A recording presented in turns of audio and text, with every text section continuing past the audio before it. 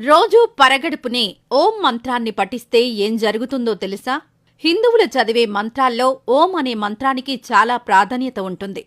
ఇది ఏకాక్షర మంత్రం. ఓం లేదా ఓం అని పలుకుతాం. ఈ మంత్రం త్రిమూర్తి స్వరూపంగా చెప్పబడుతుంది.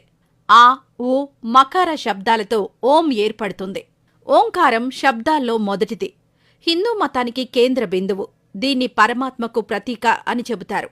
అయితే దీన్ని పలకడం వల్ల జననావయవాల నుంచి తల వరకు శక్తి చేకూరుతుంది.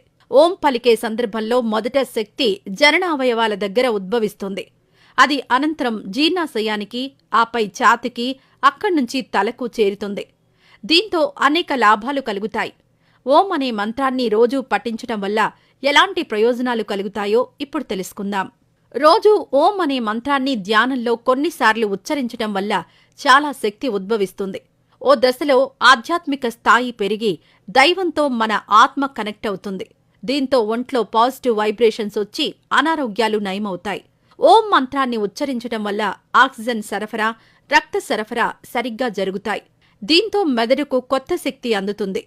మానసిక ప్రశాంతత లభిస్తుంది. ఒత్తిడి, ఆందోళన దూరమవుతాయి. డిప్రెషన్లో ఉన్నవారు నిత్యం ఓం మంత్రాన్ని చదివితే ఫలితం ఉంటుంది. కొత్త శక్తి, ఉత్సాహం వస్తాయి. చురుగ్గా మళ్లీ ఎప్పటిలా పనిచేసుకోగలుగుతారు.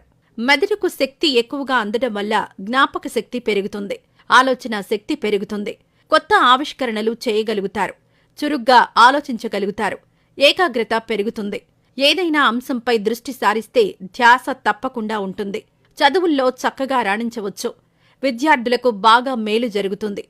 ఓం మంత్రాన్ని రోజూ ఉచ్చరించడం వల్ల శరీరం, మనస్సు అన్నీ మన కంట్రోల్లోకొస్తాయి. అనవసరపు ఆలోచనలు రావు. శరీరంలో ఉన్న విష పదార్థాలు బయటకు వెళ్లిపోతాయి. శరీరం అంతర్గతంగా శుభ్రమవుతుంది. చర్మం కాంతివంతంగా మారుతుంది. ఓం మంత్రాన్ని మనం ఓం అక్షరంతో రాస్తాం కదా. అయితే ఈ అక్షరం వినాయకుడిని పోలి ఉంటుంది. అక్షరం పైభాగం వినాయకుడి తలను, మధ్య భాగం తొండాన్ని, కింది భాగం వినాయకుడి పొట్టను సూచిస్తాయి. దీంతో ఓంను ఉచ్చరించడం వల్ల ఆయన్ను పూజించినట్టు కూడా అవుతుంది. ఇలా చేయడం వల్ల వినాయకుడి అనుగ్రహం కూడా లభిస్తుంది. స్వరపేటిక సమస్య ఉన్నవారు ఓం మంత్రాన్ని పఠించాలి. ఆ సమస్య పోతుంది. మృదువైన కంఠ స్వరం వస్తుంది. ఇస్లాంలో ఓంను సమా అని పిలుస్తారు. అక్షరం కూడా హిందూ ఓంను పోలి ఉంటుంది. దాంతో కూడా పైన చెప్పిన విధంగా ఫలితాలు కలుగుతాయి.